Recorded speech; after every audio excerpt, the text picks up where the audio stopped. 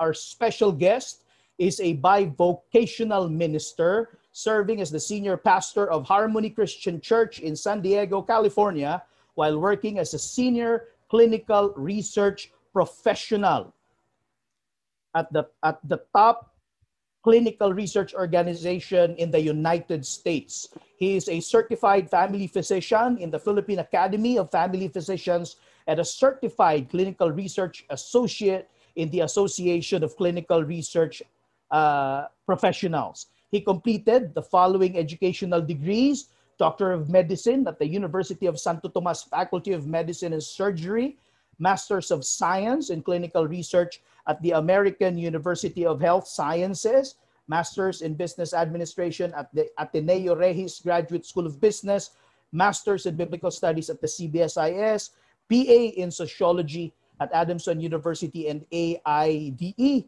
and Bachelor's in Theology, Greek major, at the Fundamental Baptist Bible Institute. He's married to Chona Bermudez. They have 3 daughters and 1 cute grandbaby. Please welcome our special guest speaker, Dr. Jean Dillague. Doc Jean, magandang gabi po. Magandang gabi at magandang umaga sa amin dito. So it's a great pleasure to join everybody. Thank you for inviting me. It's been a while since I've been with that group. And of course, happy anniversary sa ACTFIL. So welcome po. I see we have around 81 participants in this forum.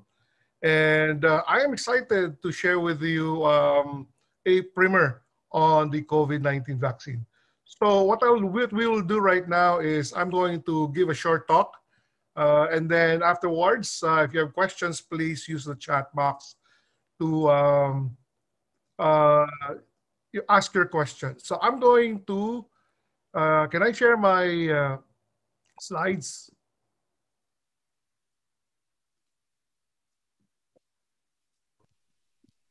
Okay, tech team. I am trying to share my slides. Okay. Give me a minute, please.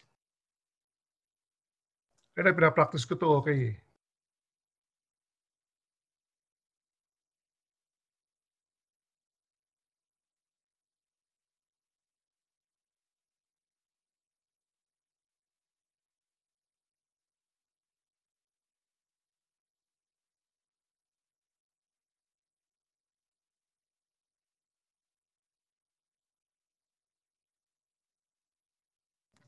I guess I can't. I'm not sure. Tech team, if you can help me. Or probably I'm using my other.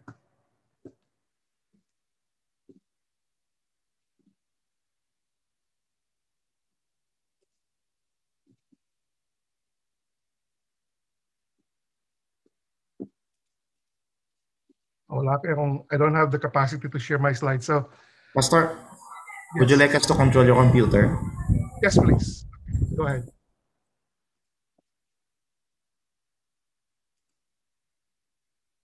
All right. Can you see my slides?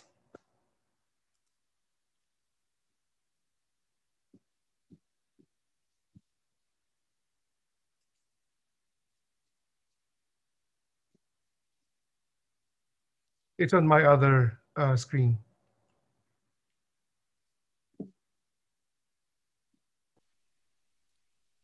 Yes, we can see We can see your slide now, Pastor. Fantastic. All right, wonderful. I can only see my face. All right. So this is the COVID-19 vaccine primer. And full disclosure po, no?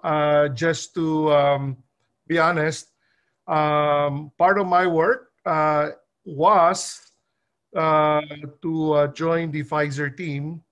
I was part of the Pfizer team in the development of the COVID Pfizer BioNTech vaccine. All right. So some of the things that I'll be sharing with you come from first-hand knowledge. So let's get started.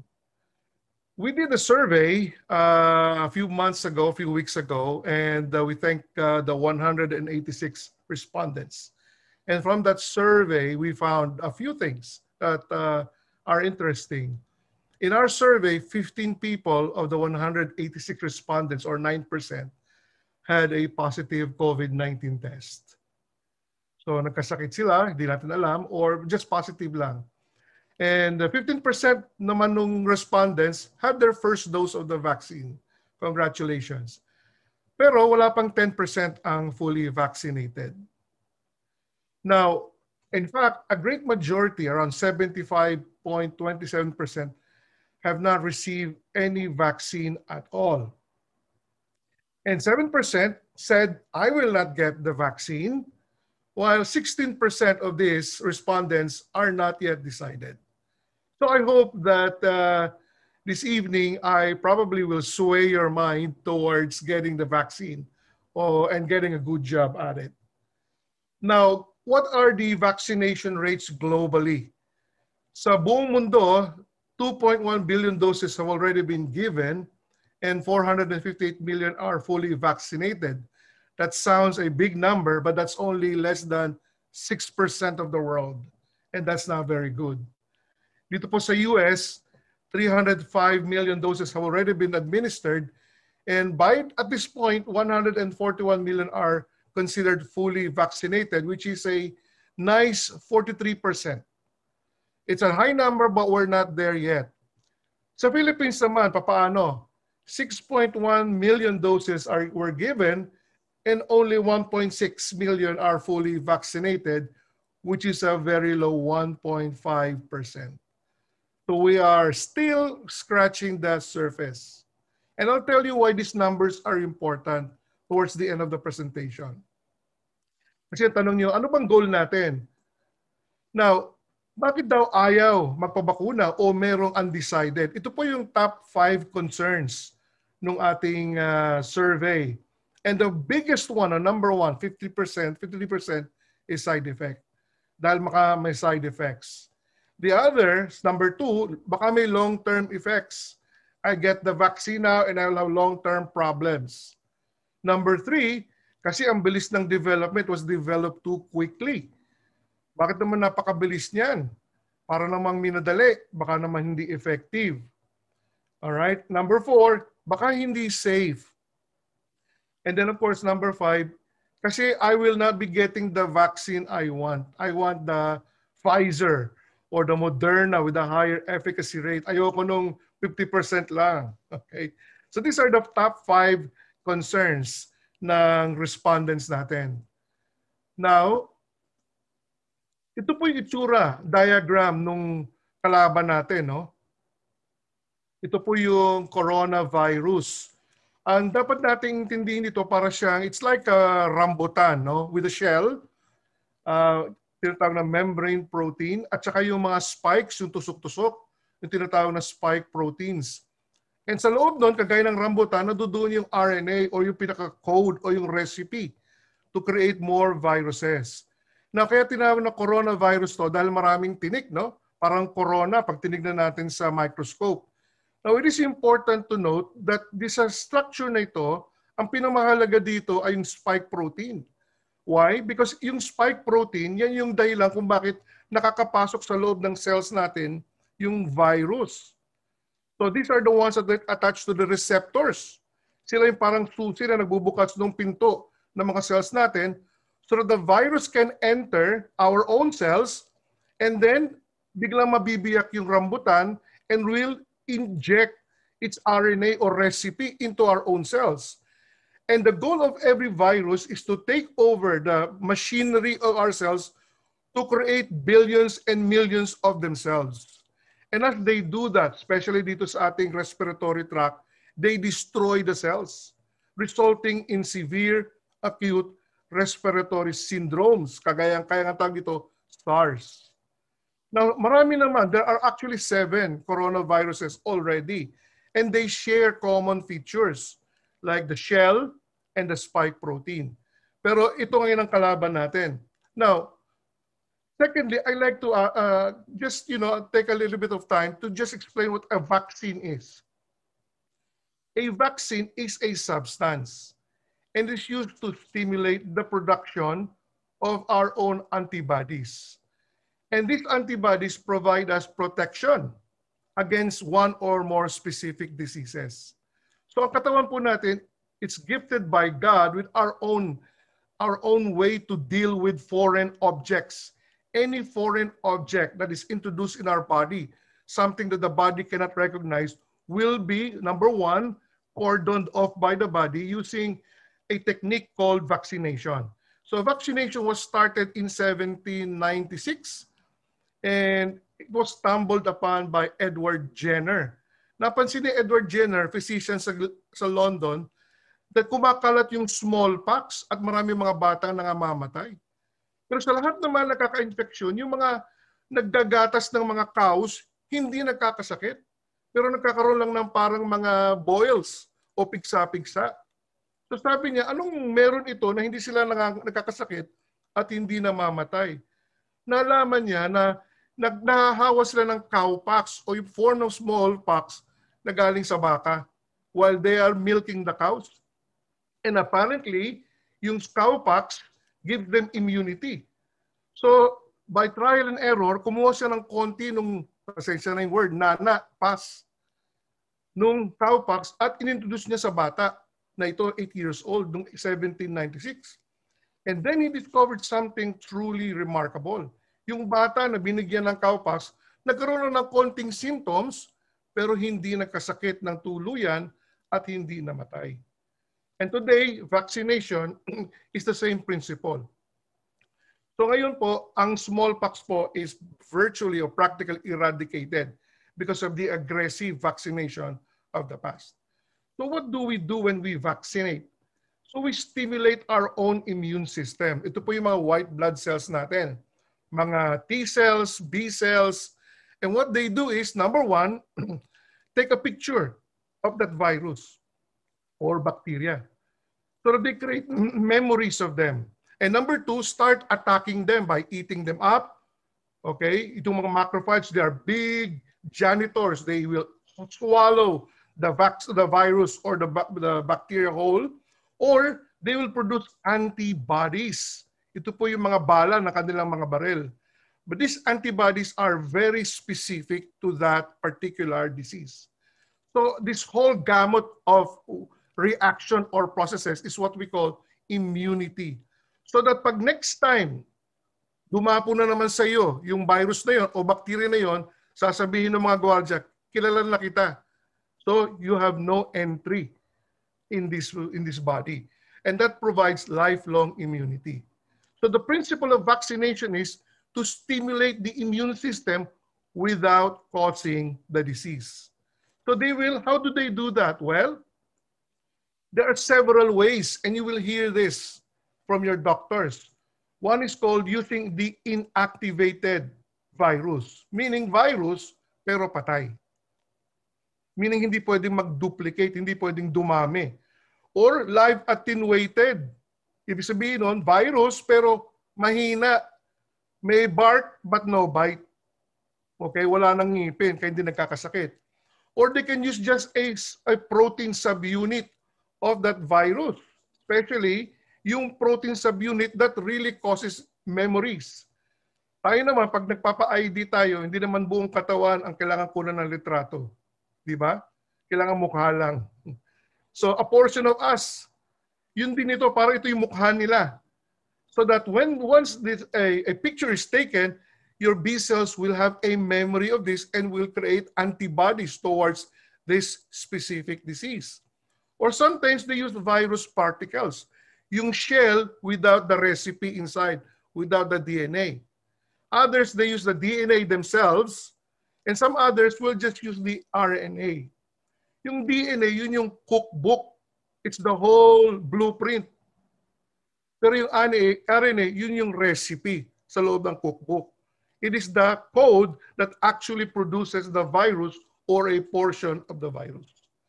Now, others will use either the DNA or the RNA and then insert niya into another virus, usually a cold virus or adenovirus, as a vehicle for that virus to enter into our cells. Parang yung cold virus ginagamit na taxi.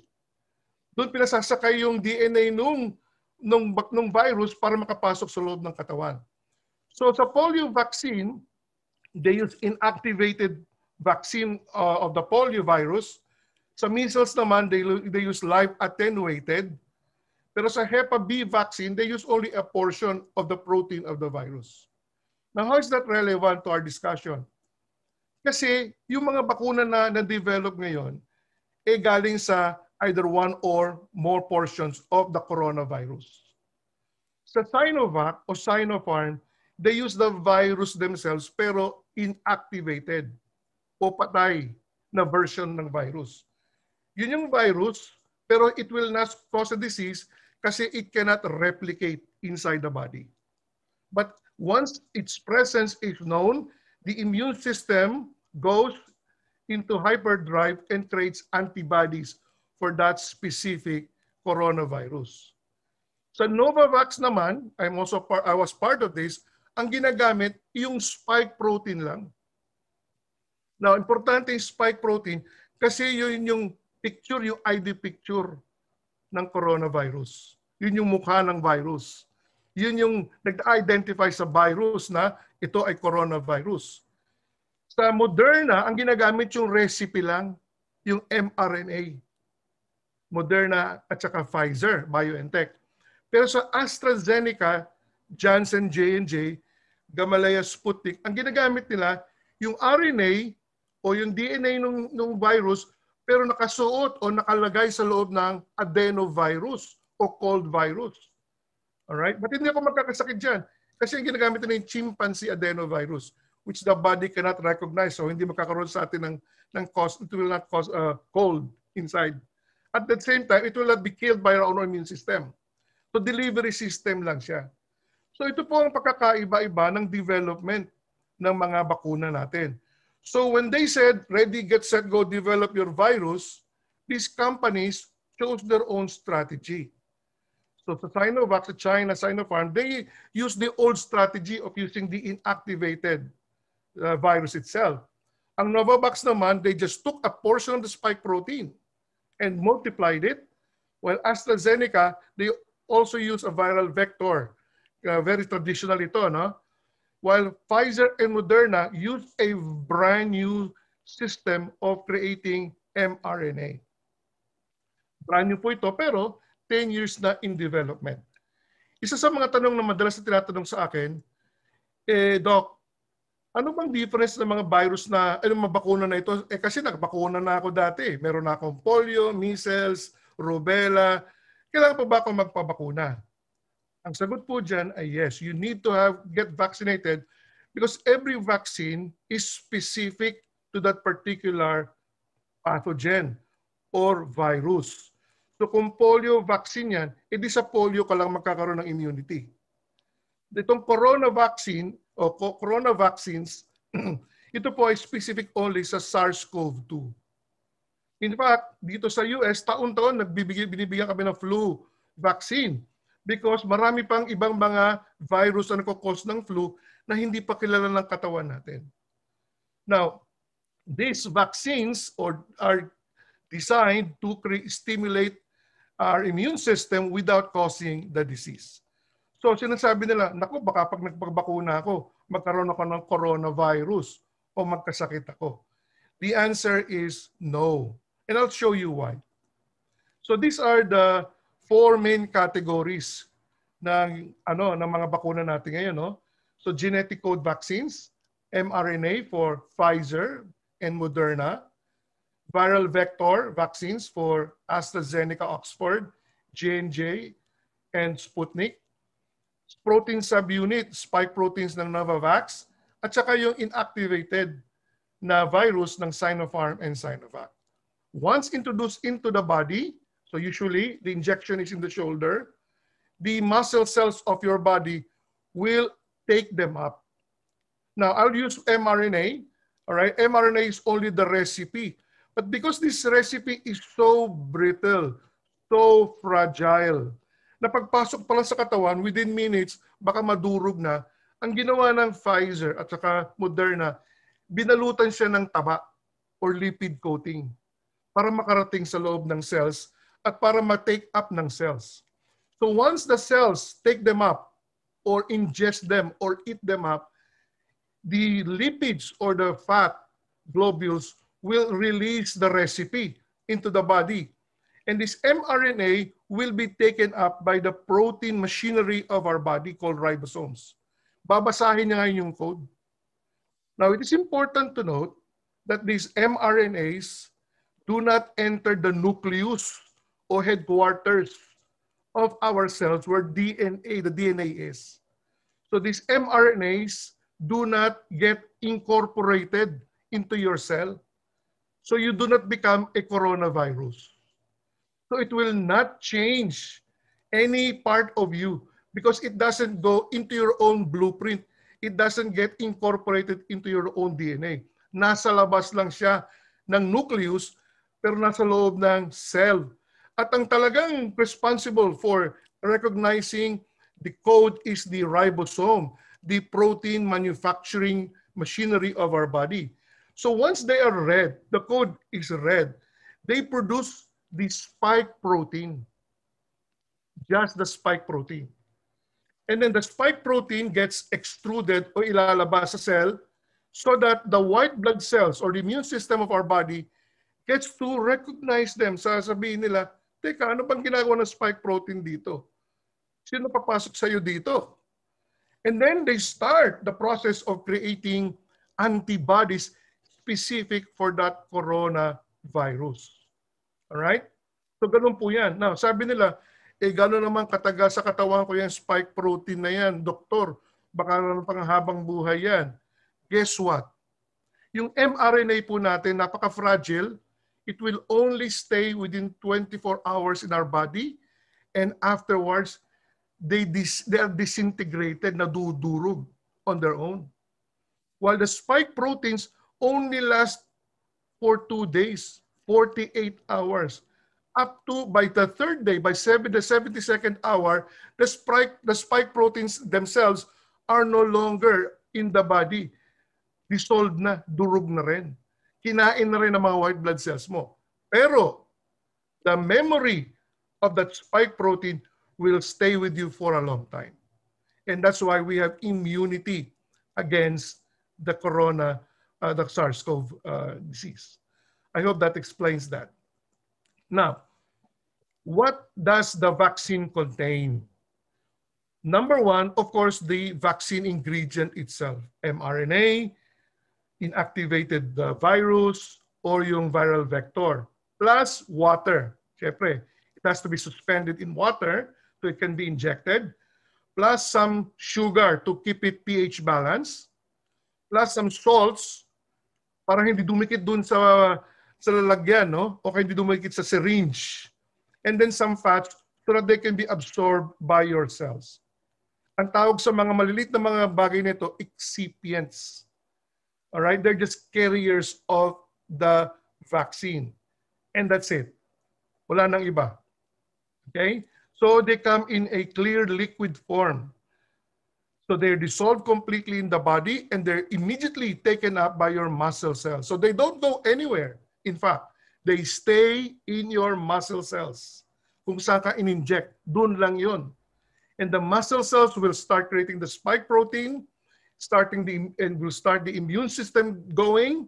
And then within 48 hours, the spike protein is gone, but your antibodies are with you for a long time. Now, how effective are these vaccines? So, paano ba kinocompute yung effectiveness? Kasi dyan tayo namimili ng bakuna, hindi ba? So, I will speak for Pfizer-BioNTech kasi I was part of this. So Pfizer-BioNTech, we had 40,000 participants. And like all clinical studies, half of these are people who will get the vaccine and half of these will get placebo or tubig lang. And what they do is, they compute doon sa mga nabigyan ng vaccine, ilan na nagkasakit. Doon sa nabigyan ng tubig, ilan na nagkasakit. So nagkasakit over hindi nagkasakit is your risk ratio, okay? Or eventually your efficacy rate. Sa Pfizer, out of the 40,000, 8 na nabigyan ng vaccine nagkasakit. while 162 na nabigyan ng tubig lang ang nagkasakit. So if you compute 8 over 162 is 0.5, 0.05, so 1 minus 0.0, pasensya na sa math, no? That's 95% efficacy. So Moderna, 94%, and the rest, no? Ang siguro interested kayo, so yung pinakamababa, CoronaVac. Teka, doktor, ba't 50% lang yan? Well, number one, depende sa mga pinagbigyan nila, no? Minsan panbibigyan ka, sasabihin ko negative ka sa test, pero eventually meron ka na palang virus. So, hindi masyadong importante yan. Ang mahalaga, FDA approves any vaccine that is 50% effective. If you're 50% effective, you are going to get approval. Kaya, yan pong Sinovac, okay din po yan. Right? So, whatever form you get, the goal is to stimulate the same immune system and to produce antibodies specific to that particular disease pathogen. Now, ang parating concern dito bakit naman napakabilis yata ng development na ito?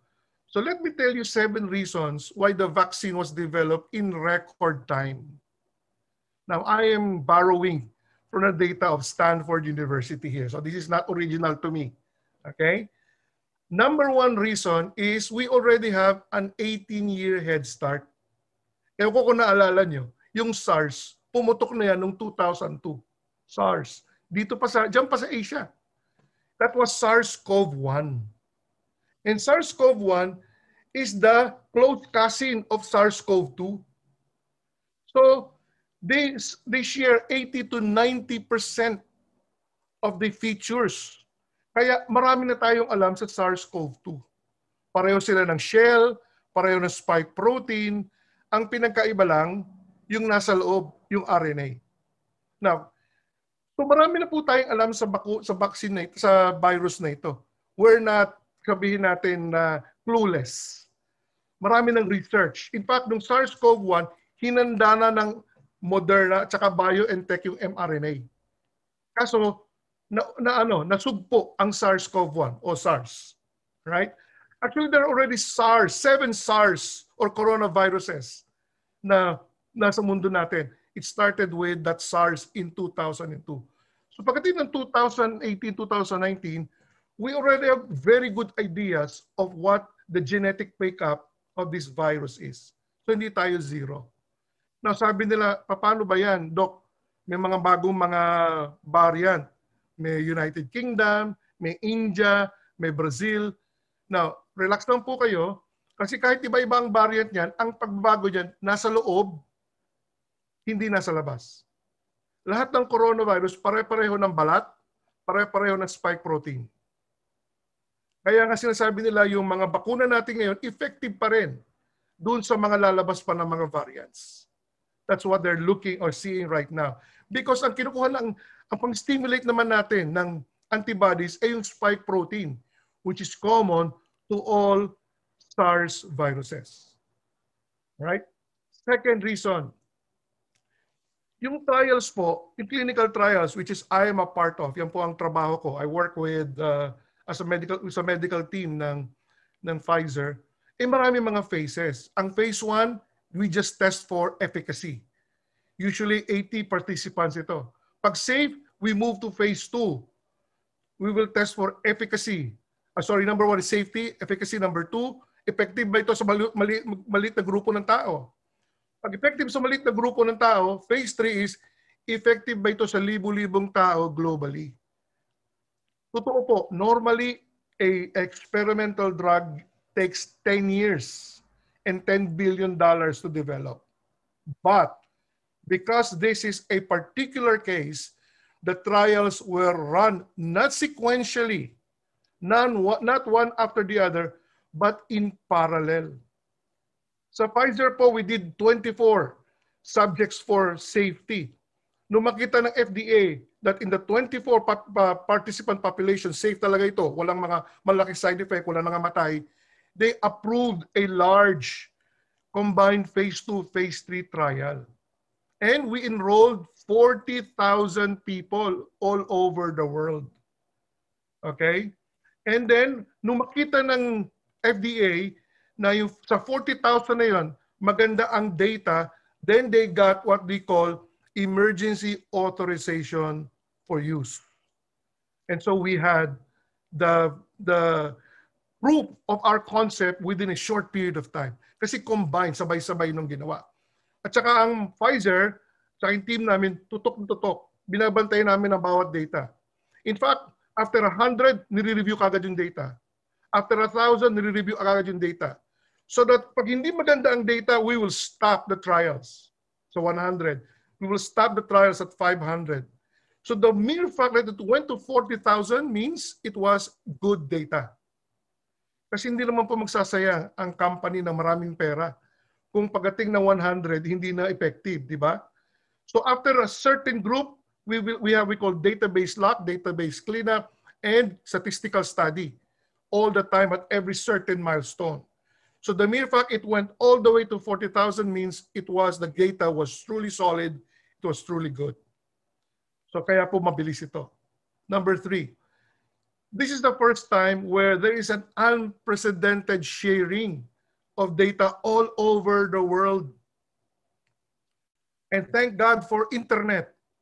You know, because of this, there's a worldwide collaboration. China, what they found about the genetic code was shared with everybody else. Walang taguan. Normally, when a company gets a breakthrough of a drug, they keep it to themselves, and what they do is they go to the patent office and get a patent of that. But for the coronavirus, walang patent. They were sharing their data all over the place. Kaya po yung mga data experts, they are already talking about it, and they are agreeing on what the strategy is every step of the way. So all the experts will agreement that this is the way to go. And that's why it was finished in record time. Number 4, money. Money. This is one of the first few times that money was thrown into the problem. There was so much money from the public and from private individuals. Sa Amerika, 2.23 billion was donated, was given to research. Can you imagine that? Kaya nga nauna ang Amerika dito because it was given a lot of funding. So they were telling the scientists, spend whatever you need to spend. Do whatever you need to do just to get the solution to the problem. Now, normally it takes $10 billion to develop one drug. Well, because of this, they have all the resources. It was developed in record time. Number 5, the manufacturing of the vaccines began very early. Sinabi ng Amerika doon sa mga gumagawa sa Pfizer, sa Moderna, go. Habang dinedevelop nyo yung drug, habang tinetest nyo, mag-manufacture na kayo. Now, tinayaan talaga nila itong bakuna na ito. What happens if after phase 2 or phase 3, hindi pala effective? In fact, America gave Pfizer $5 billion worth of contract to start the manufacturing of their vaccine very early. Okay? Ganyan po tinayaan ng gobyerno itong bakuna na ito. Kaya pagdating ng bandang mga maaga pa lang, no? Pagdating ng mga October, November, meron na tayong bakuna. After nasabi ng FDA, the data is good, Pfizer began releasing the vaccine. Because they already have it. So they were manufacturing it very early. Kaya po mabilis ang paglabas ng vaccine.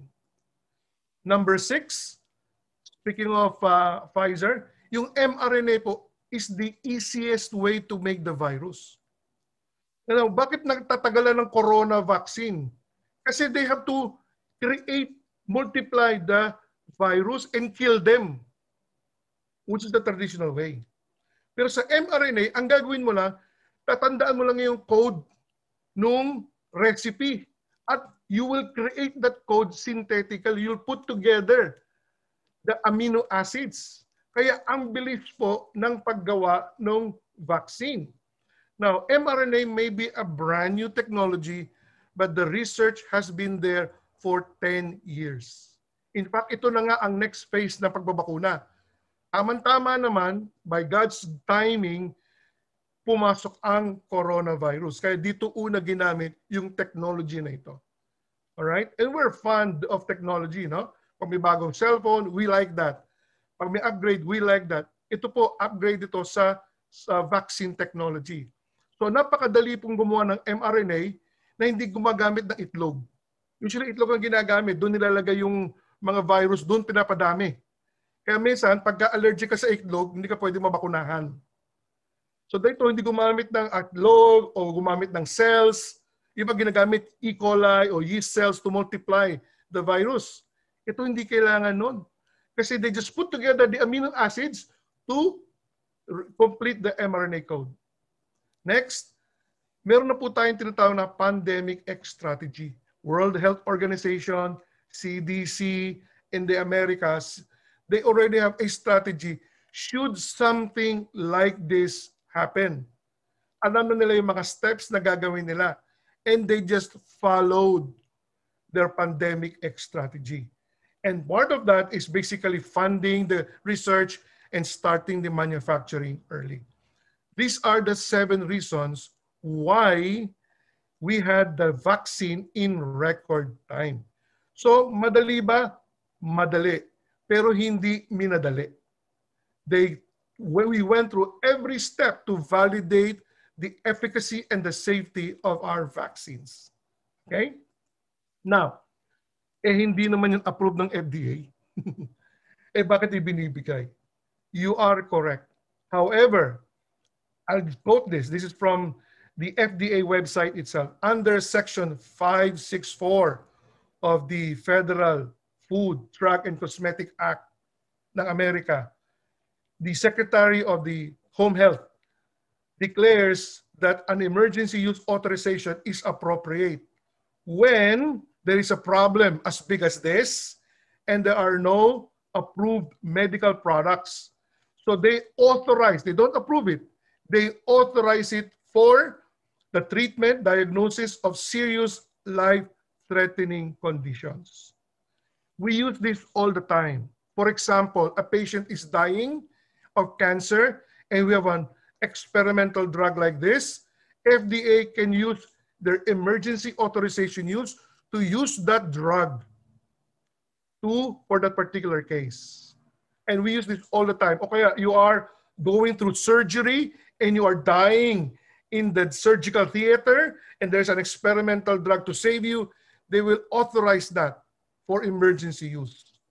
So although it is not approved, it is authorized. And the authorization came after the statistical analysis of the data that Pfizer and the other vaccine companies presented. Now, bakit hindi kagad in-approve? Because the law requires a full 10-year research to get approval, or at least 2 years worth of safety data. 2 years. Wala pa tayong 10 months. So hindi pa siya pwedeng ma-approve kahit effective na. So nandun pa rin siya sa authorization use.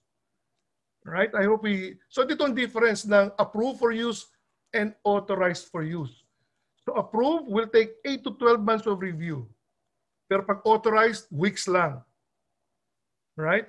And of course, ang importante rito, it is only authorized because of the public health emergency. Now, can FDA revoke the use of these vaccines when the emergency is no longer there? The answer is yes. That is why Pfizer, of course, I'm talking about Pfizer, is already moving to get full approval of this drug. But that's not their priority. Their priority right now is to get the data on their clinical research of the use of their vaccines for children 2 years old and above. Approved na yung 12 years old and above. Ngayon naman ang research namin is on 2 years old and above. Right? And of course, later on, pregnant women. So okay lang kung hindi approved, pero authorized pa rin yan for use. Now, side effects. Let's track side effects. So most common will be injection site pain. Why? Because kung saan mo in-injection, dun talaga, that is where the action happens. Okay? Usually, masakit daw yung, totoo, no? Para nabigyan ka, para mabigat yung braso mo, o masakit yung injection site, para namamaga, and that is fine. And many of these so-called side effects, we call them adverse events, are usually a sign that your immune system is working. All right? So this is a sign that your immune system is, reacting to whatever was injected in your body. Now, doktor, nagpabakuna ako pero wala ako nagkaroon ng side effect. Paano yun? Ang ibig ba sabihin nung wala effect yung bakuna sa akin? Not necessarily. Some people are really sensitive. Some people are not sensitive at all. So don't worry about it. Your immune system went into effect as soon as your vaccine hit your body. So sa first dose pa lang meron na, and then sa second dose, medyo mas marami pa. Okay? But don't worry about it. Nung binabakunahan din tayo ng polio or whatever, nagkakaroon din tayo ng sakit. In fact, you're gonna be warned by your doctor if you get a vaccine. Baka makalagnat ka. You might have headaches. That is fine. And that only transpires up to second 3 days or 2 to 3 days. And after that, you're gonna be good. Now, what is the goal of vaccination? You probably will hear of the words herd immunity. Now, technically, not everyone will get it. Not everyone will have it. But the goal is to vaccinate enough people so that these people who are vaccinated will be the shield against the disease. So yung may sakit dito, yung may pula, the red person. Pero pag marami na nabakunahan, yung mga hindi pa nabakunahan, normally mga babies, hindi na maaabutan ng sakit kasi naproprotektahan na siya ng mga taong nakapaligid sa kanyang nabakunahan na. And we call that herd immunity. So, how many people should be vaccinated to get herd immunity? Di ba that's a good question? Now, the goal is 60 to 70% of the population. 60 to 70%. Mababa yan kasi normally 90% sasabihin nila. Pero sabi nila theoretically, if 60 to 70% of the population is fully vaccinated, you will now get herd immunity. Israel is leading the way. Israel is almost there. America, remember, na luma na ito, America is only at this point 43%. But we're hoping by summer, our summer, June, July, we'll get to the 60% mark.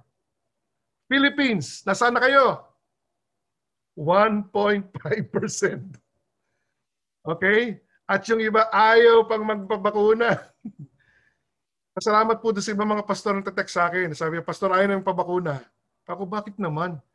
Kasi yan yun ang Antichrist 666. Okay? May liquid 666 yan. Sabi ko, pastor, what happened to your theology? Akala ko ba pre-trib, pre-meal ka? Bakit hindi ka na-rapture? Okay? Sabi ko, kung ito ay 666 at Antichrist na tayo, did Jesus Christ come or not? So medyo hindi siya makasagot doon. Sabi ko, sagutin mo muna ako, then I'll tell you. Alright? Now, so ngayon po, just to show you how effective vaccination is, in America, you will see the chart. Tumataas na po ang vaccination rate namin. As of June 8, makikita nyo rito, no? Pataas ang vaccination rate namin. Pero yung number of cases and number of deaths, tignan nyo sa second graph, pababa ng pababa. Alright? In fact, California is number 1 sa number of cases and death. Now we are number 1 sa lack of cases and death. Dito po sa California, by June 15, we're going to open up our economy. And CDC says, for those who are vaccinated, you can now meet without using masks. So churches, restaurants are now open. As long as everybody has been vaccinated, you can have your services. You don't have to social distance. You don't have to wear masks. Basta lahat kayo nabakunahan na. Pero pag merong part ng grupo nyo na hindi nabakunahan, you have to wear a mask. Teka, bakit? Bakit kailangan pa rin ako maghugas? Why do I have to wear masks? Not for you who are vaccinated, but for those who are not vaccinated. Now, pwede pa ba ako, can I get the virus even if I'm vaccinated? The answer is yes. You may still be a carrier, but you will not have any symptoms. So if you're in a group and you're vaccinated, you're not experiencing any symptom, you think you're good, but you don't know, you may not know that you have a virus in your nasopharynx. And you might transmit that to the person who is not vaccinated and they still might get sick, right? So if you have a group of people that are not vaccinated, then you still have to wear masks and take precautions. Now somebody said, nako, if I go out, in fact dito, if you're going out and do you need to still have to wear masks? In America, by June 15, they'll say, you don't have to do that anymore, but for the Philippines, follow the government guidelines, okay? Now, myths and fact, right? This will probably be my last slide. First myth, it was rushed, it is not safe. Guess what? We did all the phases of clinical trials. We had 40,000 people get it. And the data in our large study set shows that it is safe, 95% safe and efficacious. It will change your DNA. No, it will not. It only stays in outside the nucleus. It doesn't get incorporated into your DNA, so it will not change you into a coronavirus. Second important na fact dito, the mRNA only stays for 24 hours and then it is disintegrated. It will give you the disease. Vaccines do not give you the disease because vaccines don't contain a live virus. They only contain either the dead virus, a portion of the virus, or just the recipe of the spike protein. It contains egg, so I'm allergic to egg. No, we did not use egg to multiply the virus here. Side effects, well, these are just very, very mild at the worst. It will resolve within, at the most, 3 days. It will make women infertile. There is no evidence of that. In fact, the American College of Obstetrics and Gynecology is recommending that even pregnant women can get vaccinated right now. It's best to get the vaccine than get the disease. All right. So I know you have more questions, and perhaps we can answer some of your questions. I'll stop sharing. Pastor Caleb got me some questions here. Yes, Pastor Gene. Tingnan ko yung ating listahan dito. Ito, bakit po may mga doktor mismo ang nagbibigay ng maling impression regarding the COVID-19 vaccine, sorry. Hindi po ba nila alam ang mga bagay na inyong itinuro ngayon? Sir, bakit daw ba yung mga doktor na mali? No? It is really sad that even doctors themselves are uneducated about this particular problem and uneducated about this particular vaccine. And I'm really sad that doctors don't take the effort to just go and Google it. It's there. Hindi ba? Why don't we just Google it? Sabi na, yung mga expert nagtatalo-talo. That is not true. In fact, the experts are all in agreement. Now, guess what? This is not just USA. This is the world we're talking about. Everywhere you go, the same strategy is being applied here. The same knowledge is being shared here. So, sa mga doktor po, marami po kasi nag-expertan eh. Hindi ba? Experimental yan. Now, gusto ko po na sabihin na, we just have to say, before you say anything, please do your homework. All right? Now, ako po, I can say this because this is my job. This is my work. This is what I do every day. In fact, just a little bit of disclosure here. I'm still working with Pfizer, but we're now doing a test on the antiviral for the vaccine, for the COVID-19. So ito po yung lunas na. Ngayon, bakuna pa lang. So, wag may mga doktor po na sasabihin, wag gamitin yan. You ask them, have you read anything about this? Why don't you go to the expert site like CDC, World Health Organization, or FDA? These are the authority on the matter. Thank you very much, Dr. Jean. So reminder din sa hindi lamang sa mga doktor, kung hindi sa lahat ng mga gustong magbigay ng payo tungkol sa vaccine, bago tayo magbigay ng advice, magbasa at magtanong sa tunay na nakakaalam.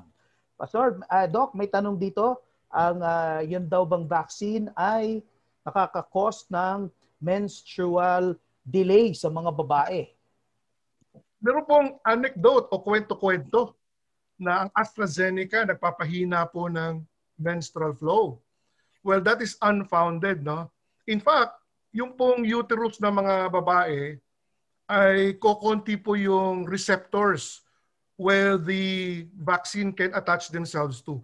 Ito pong mga virus na ito, the virus na ito, they attach to certain receptors of the cells of our body so that they can enter in. And usually, uterus ng babae, kukunti yung mga receptors na yon. So they usually don't go there. They usually just stay in our respiratory tract. Kaya nga SARS eh. Kaya nga apektado yung lungs. No? So they won't go anywhere else. So wala po, unfounded po yung panghihina ng menstruation o makakakos ng infertility pagka ikaw ay nagpabakuna. Yun. Next question, Doc Jean, anong pagkakaiba ng vaccine sa polio, measles, SARS, flu, hepatitis A vaccine na binibigay sa 1-year-old at sa kasalukuyang vaccine? Yes. Una po, lahat ng bakuna ay specific to that particular pathogen. So if it's a polio vaccine, it is only for polio and not for any other disease. All right? Remember, they take a picture of that virus, usually yung mukha na nilalagay sa ID, picture. And then they keep a profile of that. So for this vaccine, it is only specific to the SARS-CoV-2. So kung may dumating na SARS-CoV-3, we are not going to be protected. Hopefully, we will be, but we're not going to be protected. No? Pero kasi ito ay specific to SARS-CoV viruses. So if you have a ton of vaccines, you still need this particular vaccine because this is going to protect you from the coronavirus. Thank you. Next question, Doc. Pwede ba magkaiba yung ituturok? First dose, ibang brand. Second dose, iba naman. Alam niyo po, the answer is, of course, technically no. You have to complete your doses. Why? Because you give the first dose and the antibodies rise, tumataas. You give the second dose 21 days or 28 days later to complete the production of your antibodies. Now, except for Johnson & Johnson, 1 dose lang, you have to complete the same particular vaccine. Now, in the UK, they are studying mixing vaccines. Okay, what if I do this first and I do that next? Or if I got this first and I'll get that next? We don't have enough data to say that's a good idea or that's a bad idea. So whatever you got the first time, complete the vaccination process. Doc, pagkatapos mag-positive sa COVID-19, ilang buwan bago pwedeng magpa-vaccinate? Una, 14 days po, 14 days. Just like any quarantine. Within 14 days, you're going to be cleared of your virus, then you can get the vaccine. So that's a good question. I already got the disease. Should I still get vaccinated? The answer is yes. Still get vaccinated to continue raising or increasing your antibodies. So, kanina nabanggit nyo, mas mataas yung percentage nung sa Pfizer. Tapos yung sa Sinovac, medyo mababa lang.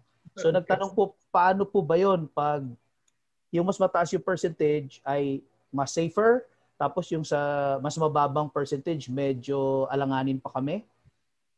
Okay. So, again, importante rito umabot sa 50%. Okay. Okay. Now, tandaan po natin, nung binigay ang Pfizer Moderna, the disease is at its early stage. So, konti pa lang yung umiikot na virus. Pero binigay ng Corona, Sinopharm, yung sa kanila, medyo masagsag na yung, mataas na yung rates ng infections. So, mas likely na yung mga nabigyan nila na kahit negative, probably magpa-positive na rin eventually. But the goal is at least 50%. Now, there's a new study done in Thailand na gumagamit ng corona vaccine o ng Sinovac, and they're seeing 98% efficacy. Okay? So do not discount the Sinovac because initially mababa yung efficacy rate. Because new studies are confirming that it's a good vaccine, especially yung sa mga current studies right now. Doc, pagka medyo may side effect yung vaccine, pwede bang uminom ng, ano ba sabi kanina, paracetamol, tapos maapektuhan ba yung efficacy ng vaccine pag uminom ka ng Hindi po. That's a good point. Yes, kung meron kayong sakit ng ulo, sakit ng katawan, pwede po uminom ng paracetamol, acetaminophen, okay? Para doon sa symptoms niyo. Hindi po masama yan. It will not kill. That drug will not kill the vaccine. Okay? Ang COVID vaccine po ba, pang lifetime na yon o tulad ng ibang vaccine, pwedeng ulitin after a year or so? That's a good point. We don't have enough data right now. We don't even have a year's worth of data, usually 2 years. So the goal is to be fully immune for the rest of your life. But we don't know that yet. So Pfizer and Moderna, they're coming out with a possible booster shot sometime this year or next year. But they're waiting on their data. So we are still studying the vaccine. We're still collecting safety data right now. And whatever we see in the future, the companies will give us a booster shot, or if it's not necessary, then you don't need to get a booster shot. So hindi po natin alam, pero the goal is lifelong immunity. Doc, after ng magpa-vaccine ng first dose, tapos yung symptoms ay hindi matanggal, limbawa 2, 3 days, 4 days, hindi nawawala po yung symptoms, kailangan ba ituloy yung second dose o may dapat gawin? Tuloy niyo po yung second dose. Total yung second dose naman, 3 weeks later pa yun. O 4 weeks later. So hopefully by that time, wala ka ng sakit. Pero kung ang sakit mo, umabot ng 3 weeks, dapat nagpa-doktor ka na. Dahil hindi po yan normal. 3 linggo kang may lagnat, baka hindi na yung virus. Kasi yung virus, 3 araw lang po. Tandaan niyo yan. The difference between a virus and a bacteria, the fever in a virus will only stay for 3 days and then it will be lysed. In bacteria, it will keep on going until you give the antibacterial. All right? So yun ang ginagamit ng mga doktor. When do you give an antibiotic? If the fever goes beyond 3 days, we probably will give you an antibiotic because that may not be a virus anymore. Baka bacteria na yan. Doc, bakit may mga ibang countries na hindi tumatanggap ng certain brand ng vaccine? Pag na-vaccinate ka ng brand na yon, parang ayaw ka papasukin doon sa lugar nila. Dito po sa Amerika, FDA only approved 3 vaccines actually. Pfizer, Moderna, and Johnson & Johnson. Even AstraZeneca was not approved here. Only because these vaccines do not go to the process of getting approval for that particular country. So depende sa country, they probably will say, we don't recognize that vaccine. So magpapakita ka ngayon na number 1, negative ka sa test mo, so wala kang sakit. Or number 2, baka mataas na yung antibodies mo. So minsan depende po sa countries yun, sa kanilang mga batas. Kasi mayroong mga tao magpapakita ng vaccination record pero hindi naman pala totoo. Okay, so medyo we are wary about this particular practice. Doc, ito pala, matindi tong na to. Teka, nawala eh. Yun daw vaccine, Doc, ay will result in mass destruction for all humanity after 10 years. Anong masasabi nyo dito, Doc? Mabigat ito Bigat na mabigat na paratang to.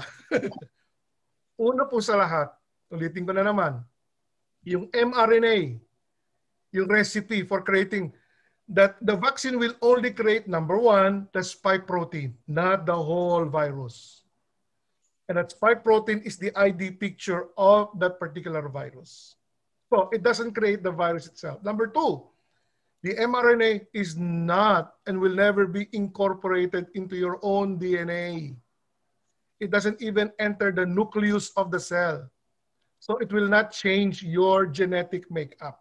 Number 3, the spike protein will only stay for 48 hours in your body and then it's gone. So why will it create mass destruction after 10 years if in 48 hours you don't even have the spike protein in your body anymore? Next question, Doc.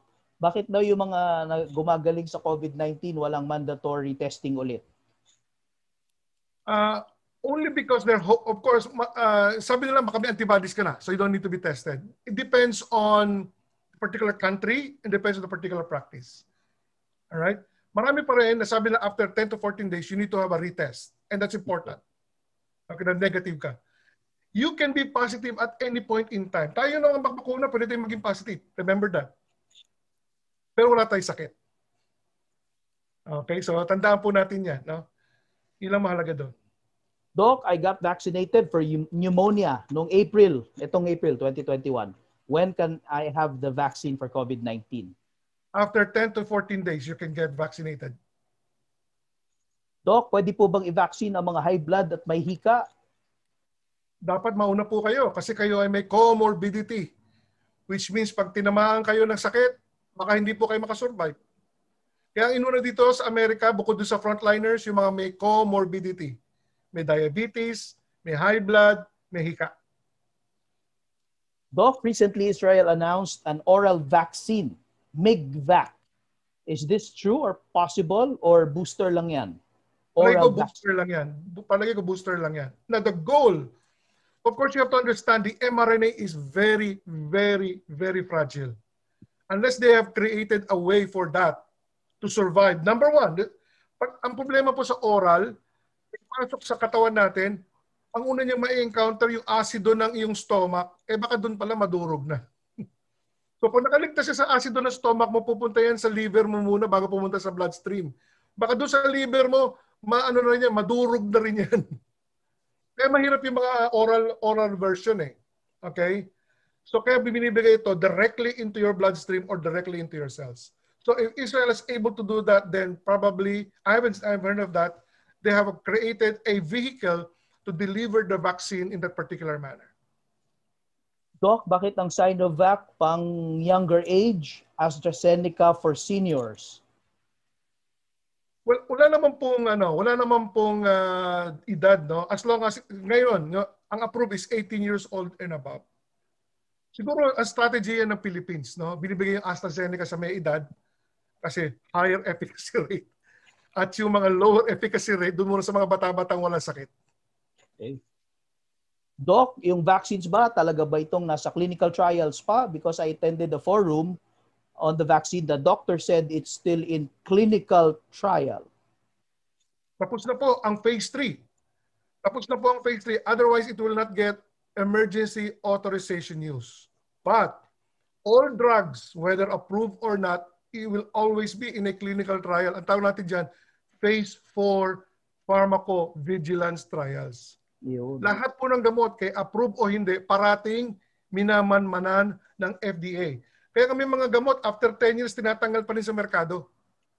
Di ba? They're always in trials all the time. It's called pharmacovigilance. So, is this drug approved or authorized? Yes. Are they still in clinical trials? In a way, it is, because we're still getting data for their safety. Doc, ang vaccine ba safe for breastfeeding mothers? According to ACOG, American College of Obstetrics and Gynecology, yes, you can.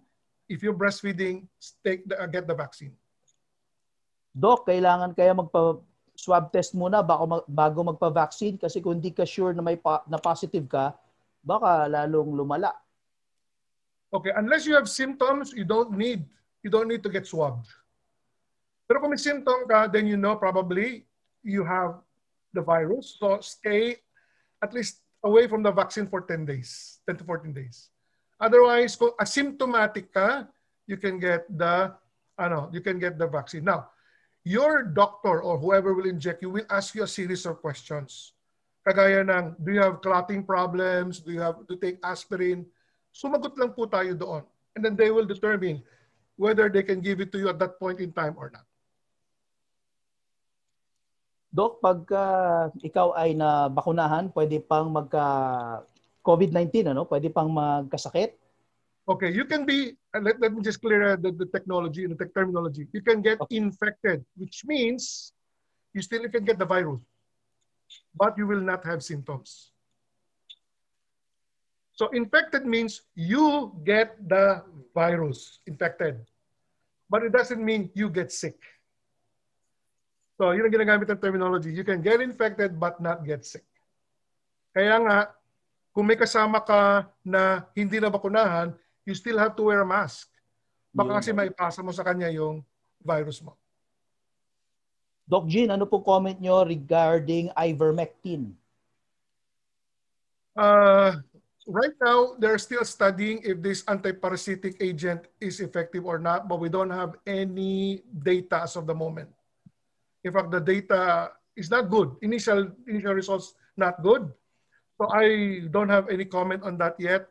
Sa Pilipinas po, my colleagues, doctors are starting to recommend it as a trial, no? Pero we don't have enough data to say it's good or it's not good. Doc, pwede po ba sa buntis ang vaccine? Pwede ba Pwede po. pa-inject ang mga buntis? Pwede po. Ayan. Now, remdesivir, nakita ko yung question ni Pastor RC. Remdesivir is now one of the main treatments that's being given to people who are sick of the virus. Remdesivir, steroids, yung oxygenation. Yan po, parang ang dami silang ginagamit eh. Isa pinadadapa pa yung pasyente 3 to 4 times a day. You know? Pero kung yung pasyente pinapadapa 3 to 4 times a day, binibigyan ng remdesivir, steroids to calm down the immune reaction. Sometimes of course, most of the time oxygen. No?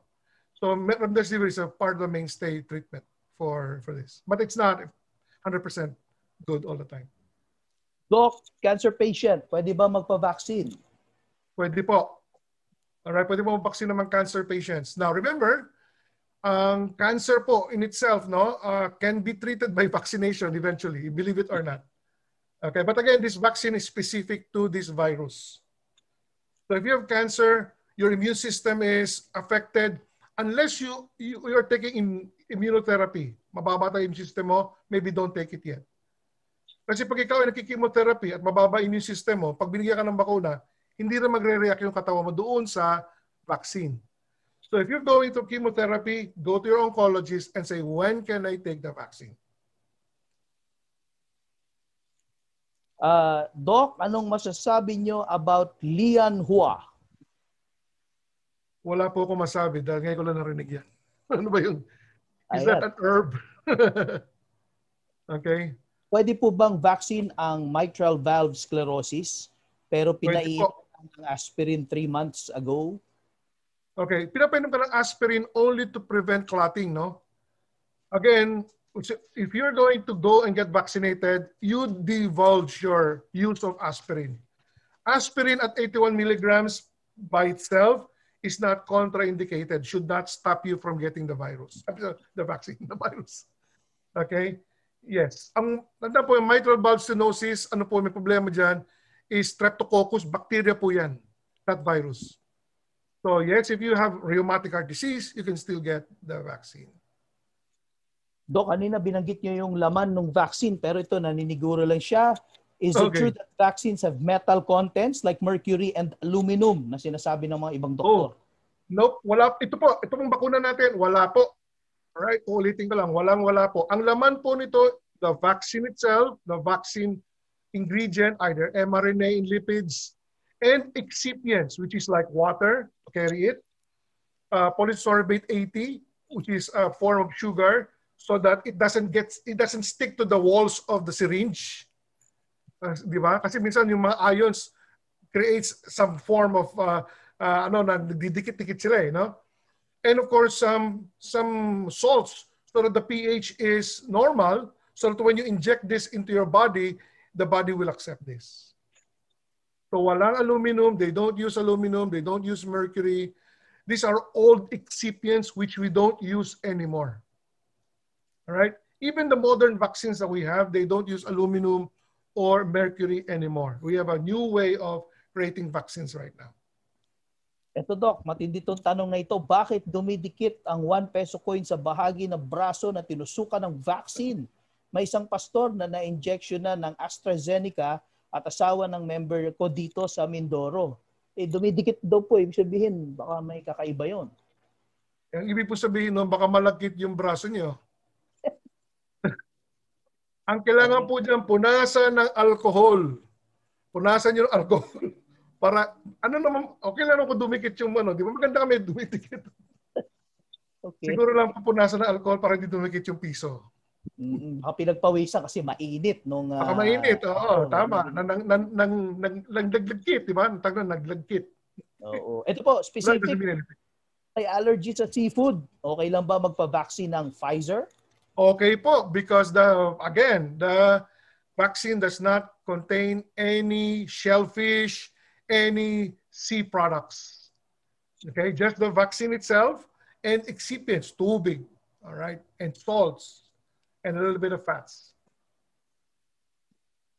Ayan, mukhang nasagot natin lahat. Isa pa pala, Doc. Ito, sino ang hindi pwede magpa-vaccine? Sino ang hindi pwede magpabaksin? Una, kung may sakit ka ngayon, huwag ka magpabaksin. Alright? But it doesn't mean you should not get it. Pag wala ka ng sakit, then you can get your vaccine. Number 2, mga bata pababa ng 12 years old, hindi pa pwedeng magpabakuna kasi hindi pa approved. So kung yung bakuna nyo ay approved na sa 12 years old, kagaya ng Pfizer, actually Pfizer pa lang approved. Kagaya ng Pfizer, pwede na magpabakuna ang 12 years old and above. Otherwise, lahat po tayo ay ini-encourage na magpabakuna para magkaroon tayo ng herd immunity. Ang gusto ko po, our churches can meet as a community without any interruptions. No? We can meet as a community without using our masks. We need to get back into community worship. Ito, Doc, may pahabol. May nagpasa ng information regarding kay Dr. George Newton. Nag-iimbento raw ng pure extract organic herbal at safe po raw inumin laban sa COVID-19. Ano pong masasabi ninyo dyan? Ang masasabi ko po una ay yung word na imbento. Okay? Imbento po yan. Huwag po tayong maniniwala sa lahat na nagsasabing nakatagpo sila ng solusyon sa sakit na ito. Kung meron man, sumikat na sila. Kung meron man at totoo ang kanilang naimbento, isubmit po nila yan for research. Alright? Dahil po kailangan niya ng buong mundo. Don't keep it to yourself. Again, uulitin ko po. The problem is a virus. And vaccines prevent that virus from taking our lives. If you drink an herbal product, that herbal product will not stimulate your immune system. Never.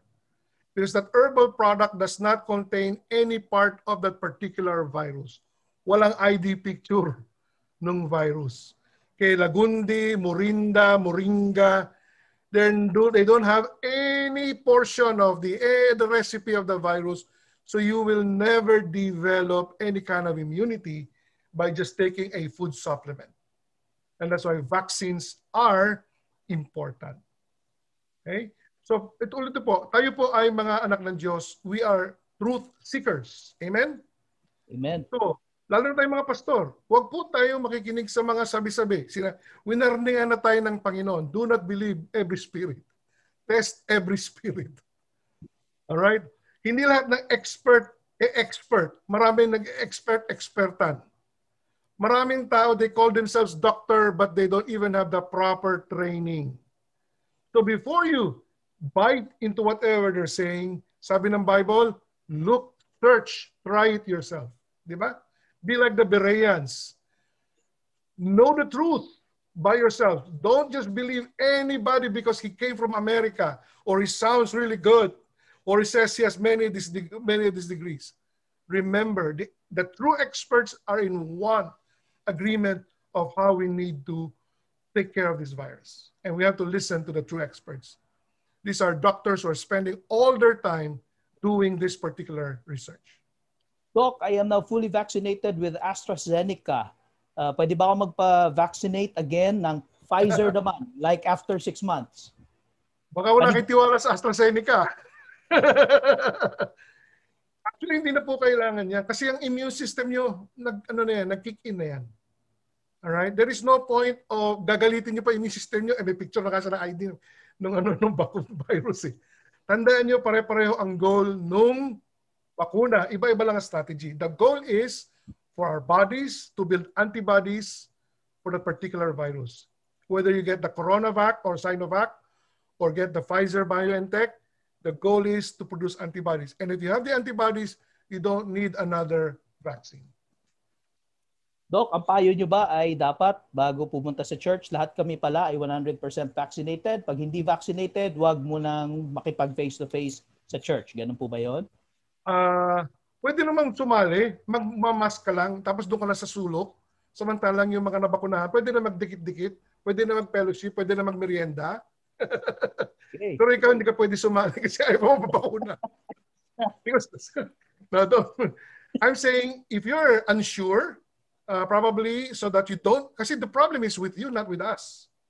Those of us who are vaccinated will not get sick, but you will. And we're concerned for you. And if you stop insisting that you don't want to get the vaccine, then think about what will happen if you or any of your member of your family will get the virus. Then you will get sick. Hindi ba? So yun lang po. Hindi naman sinasabing huwag sumali. Pero kung sasali ka, ikaw yung naka-maskara, naka-face mask, naka-ano pa, gloves. Pero kami, relax na. Ito, Doc. Dali, nawawala. Doc, sabi nyo, hindi pa pwede magpa-vaccine ng 12 pababa. Paano po yung baby nasa sinapupunan ng ina? Paano Kung po ba yun? buntis, pag binagyan ng bakuna, there are now studies, but we don't have all the data right now. It is possible that the mother's antibodies, not the virus, the mother's antibodies, ay nagtatransmit o pumapasa sa baby. Remember, hindi po yung spike protein ang pinapasa sa baby. Ang pinapasa ng mommy sa baby ay yung kanyang dugo na marami ng antibody. So that's all right. Okay? So habang ang baby sa sinapupunan, they shared, the mommy and the baby, they share one circulation. Doc, anong brand daw ang tawag dito? Bagay sa mga cancer survivor. Ang brand? Well, if you are able to choose, go for Pfizer or Moderna. Ano po ang masasabi ninyo sa face shields? Kailangan pa ba namin yun? Effective ba daw? Ito, are they really effective? Face shields. Kasi mainit yun eh. Totoo lang po. Okay. I don't want to speak against the government. Sa Amerika po, we don't even use face shields. Kasi pag bumahig ka, yung bahing mo, bababa sa ilalim ng face shield, lalabas. Kaya nga kailangan takpan mo yung ilong at saka bibig mo so that pag bumahing ka, lahat ng bahing mo napupunta doon sa mask mo. Dito, bawal po yung mga bandana o kaya yung may mga, ano nga tawag doon, yung may mga face shield na may parang exhaust fan. Yes.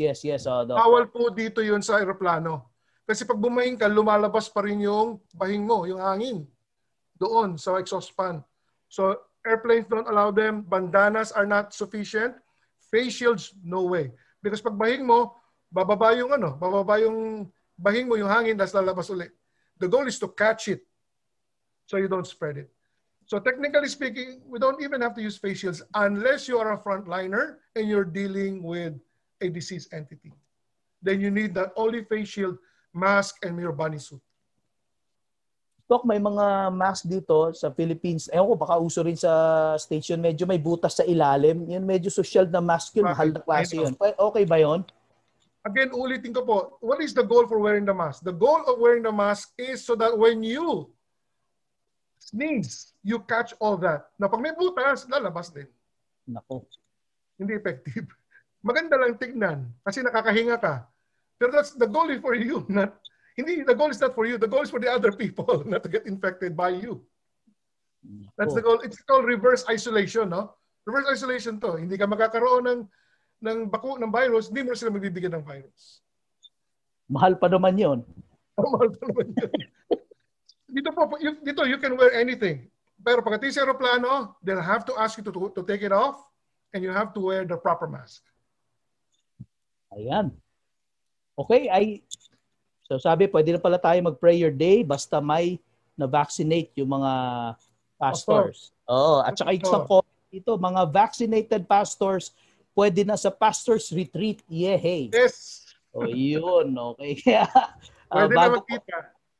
October po yung pastors retreat. Kaya bilisan nyo na, magpa-vaccine kayo para baka sakaling pwede kayo. Actually, marami po tayong naabot, hindi lang dito sa Metro Manila. Nakita ko kanina, hello sa Lighthouse Christian Bible Church sa Mindoro, kay Pastor Daniel Balmes, at sa Calvary Church, kay Pastor Leonardo Posada Sr. Hello po. Yung iba, I think sa Baras, sa bandang Rizal ay nakakaabot din tayo dyan. I think we have no more questions. Mukhang nasagot natin ang lahat. Sabi ng tech team natin, pwede ba mag-comment yung mga nandito sa Zoom? Type 1 kung vaccinated na. Type 2 kung ngayon ay gusto mo nang magpabakuna dahil naliwanagan ka dahil sa lecture na to. At type 3 kung talagang undecided ka pa rin. 1, kung may bakuna ka na. 2, kung nagbago yung isip mo, gusto ko na magpabakuna, pero wag muna ngayon, gabi na po, wala na pong tao dun sa vaccination center. Sa Lunes na ulit. Type 2, tapos type 3 kung talagang undecided pa kayo at medyo mahirap na yun pag type 3. Pero igagalang natin yan. Okay? Yan. Pastor Caleb, gusto ko lang po sabihin, if you still have questions and just email our teams, ACFIL team. They can send it to me. I can send you an email answering your particular concerns, okay? We are here for you, and I would love to share any of our research with you if you need more enlightenment, okay? That's the goal. The goal is for us to have herd immunity. Amen? Let's pray for that. Ayan, talagang excited tayo. No? Ang dami natin natutunan ngayong gabi, and we hope that yung mga agam-agam, the questions that we have ay na-address, and we can consider na pumila na sa mga listahan ng ating pamahalaan para tayo ay makapagpabakuna na.